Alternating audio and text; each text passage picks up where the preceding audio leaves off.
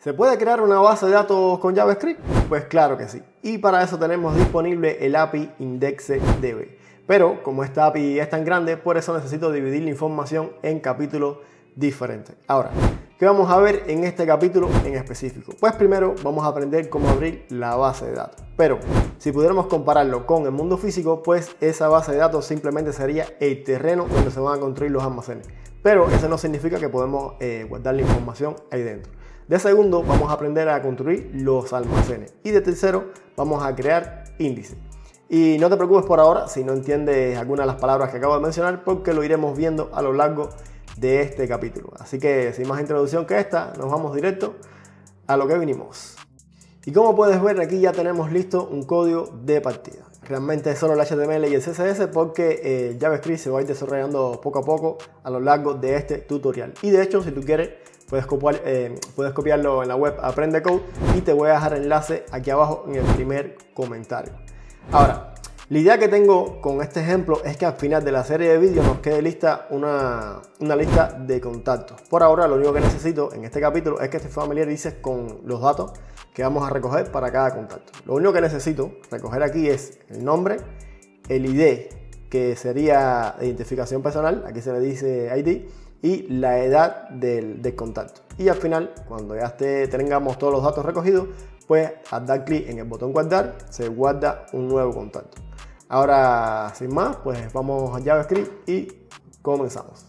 Ahora, el primer paso que necesito dar en el JavaScript es declarar una variable en el ámbito global, que la vamos a ir utilizando a lo largo de toda la base de datos. Y la vamos a llamar BD, por la base de datos. Y seguido declaramos la función principal que voy a llamar en este caso iniciar base de datos. Sería function iniciar base de datos. Y automáticamente le voy a agregar un event listener a la ventana que detecte el evento load. Sería window.addEventListener, el evento load, y que me ejecute la función iniciar base de datos. Ahora, el primer paso dentro de esta función, pues como es lógico, es abrir la base de datos. Bueno, abrir esta base de datos pues es tan sencillo que lo único que se necesita es una propiedad y un método. Y la propiedad es IndexedDB y el método es open. Ahora, dentro de los paréntesis de este método, pues le vamos a poner el nombre a la base de datos. Y en este caso yo le voy a poner datos de contacto. Y te parecerá curioso, pero esto es todo lo que se necesita para que ya esté abierta la base de datos. Primero voy a guardar y no voy a actualizar todavía porque quiero mostrarte primero dónde es que se abre esta base de datos. Y si ya conoces el Local Storage, pues estás familiarizado con el lugar donde se abre. Pues vamos a abrir el inspector y en la pestaña Application damos clic y aquí ves en la parte izquierda, en la sección Storage, que está el API IndexedDB. Por ahora, como no he actualizado, pues no está abierta la base de datos, pero en cuanto actualice se va a abrir la base de datos. Pero como te dije en la introducción, esto no quiere decir que podamos guardar ninguna información aquí. Primero se necesita crear los almacenes. Por ahora es suficiente con que sepamos dónde se abre. Ahora, el siguiente paso es recoger esta línea de código en una variable y la voy a llamar solicitud. Y me imagino que ahora se te debe estar ocurriendo una pregunta lógica, y es ¿por qué? Pues resulta que cuando se abre una base de datos se pueden desencadenar 3 eventos diferentes y necesitamos agregarle un event listener a la variable solicitud por cada uno de esos eventos y que luego ejecute una función específica para ese evento en concreto. Ahora, por ahora lo voy a escribir y después te lo voy a explicar. Sería solicitud.addEventListener y lo copio 2 veces más.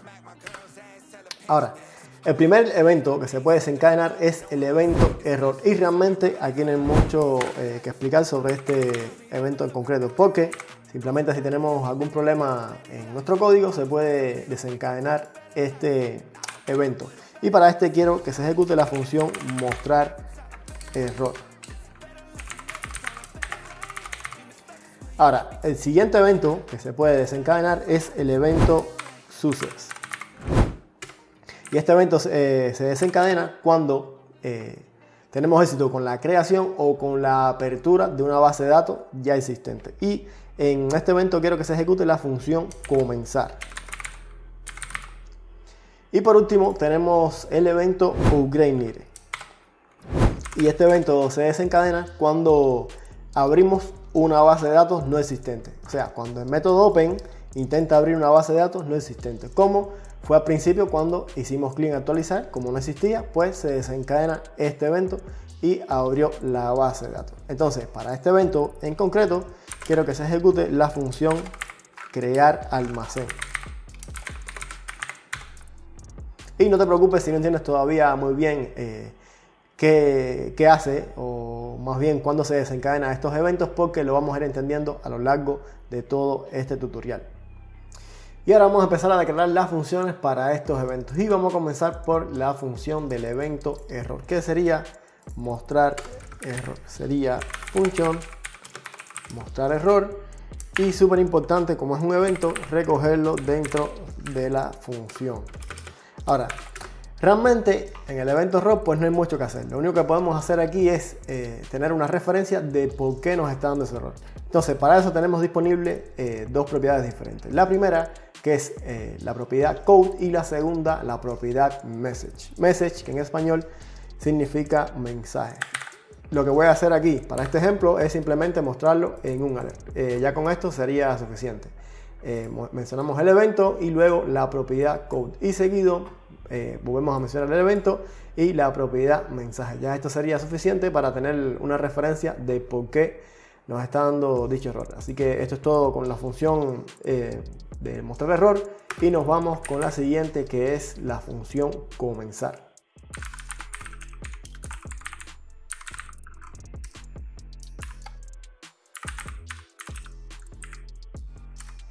Bueno, declaramos la función comenzar y creo que prácticamente este evento es mucho más sencillo que el evento error. Lo único que necesitamos hacer en esta función es almacenar el evento dentro de la variable bd que dejamos declarada en el ámbito global. Dame escribirlo un segundo y ahora te lo explico.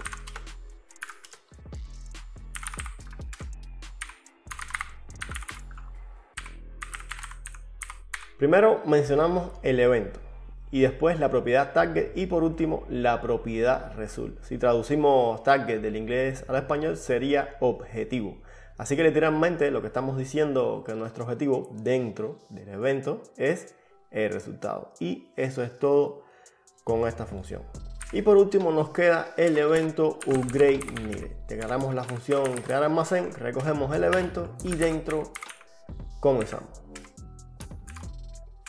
Ahora, lo primero que necesito hacer dentro de esta función es declarar una variable para recoger el evento. Voy a llamarla base de datos y recojo el evento del mismo modo que en la función comenzar.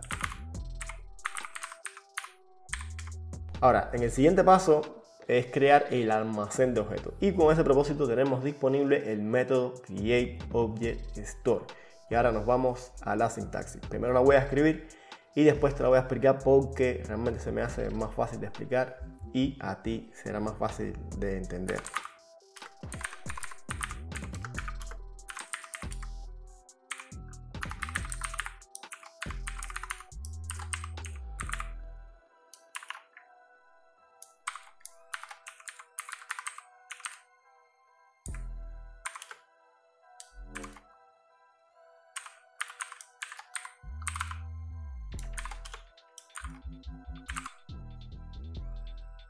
Bueno, pues primero que todo, el evento upgrade_needed se desencadena cuando se intenta abrir una base de datos no existente. Por tanto, el evento como tal es la creación de la base de datos.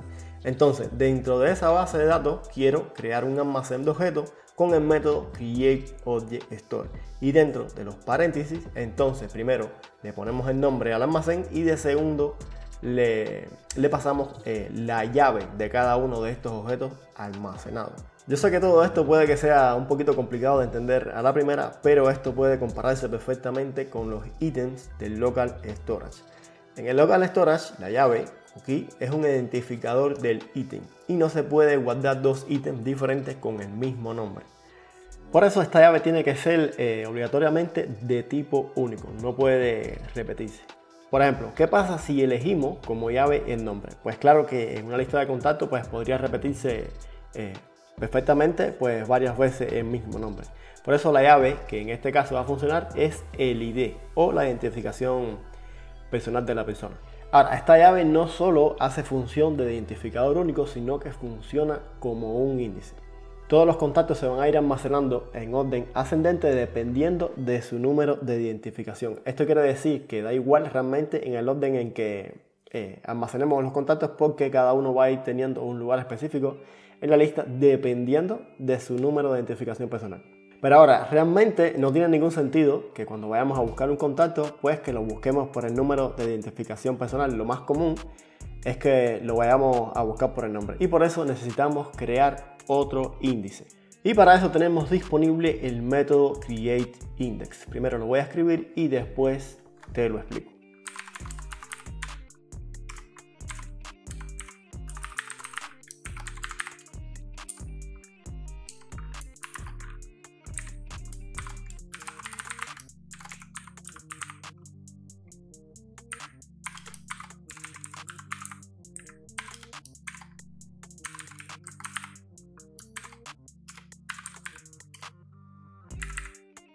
Bueno, primero mencionamos al almacén y luego al método createIndex. Y dentro de los paréntesis, primero el nombre que quieras darle, que en este caso va a ser buscar nombre. Y de segundo, le indicamos cuál va a ser la llave de este índice y que en este caso va a ser la propiedad nombre. Y por último, con la propiedad unique, es importante ponerlo entre llaves, le indicamos si esta llave va a ser de tipo único o no.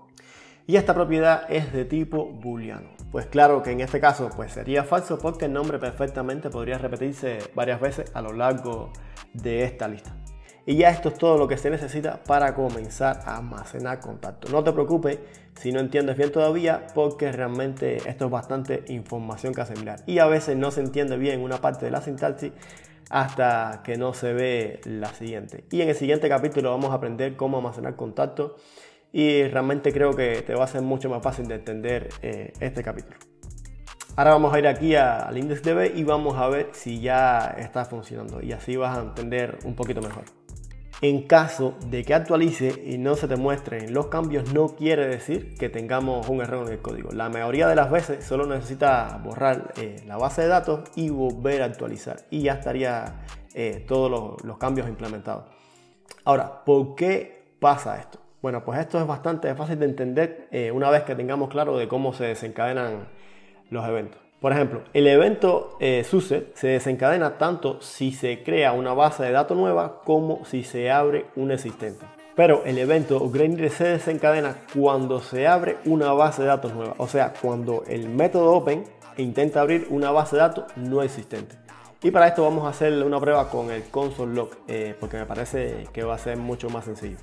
Bueno, vamos a pasarle un console log en la función comenzar y otro en la función crear almacén.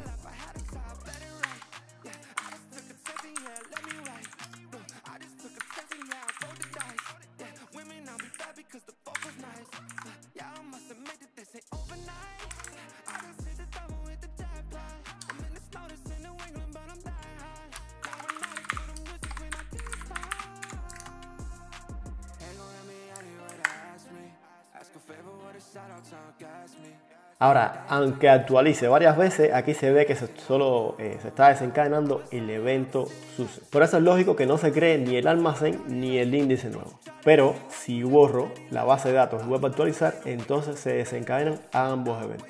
Y aquí puede verse.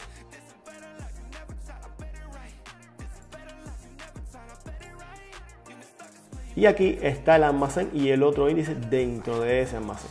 Aquí se puede ver que el almacén tiene la llave principal, que es el ID, y el índice que hemos creado posteriormente tiene la llave nombre. Y de verdad yo entiendo que esto lleva bastante tiempo asimilarlo, así que no te preocupes si no entiendes mucho todavía todo lo que hemos visto en este capítulo. Lo que tienes que hacer es verlo las veces que lo necesites y así te va a quedar un poquito más claro. Y de hecho, ahora en el siguiente capítulo vamos a ver cómo empezar a almacenar contactos y claro que te va a ser mucho más sencillo de asimilar el contenido tanto de este como del otro, porque ambos se complementan. Así que por ahora lo único que me queda es despedirme. Espero que lo hayas disfrutado, que hayas aprendido algo nuevo y nos vemos en el siguiente.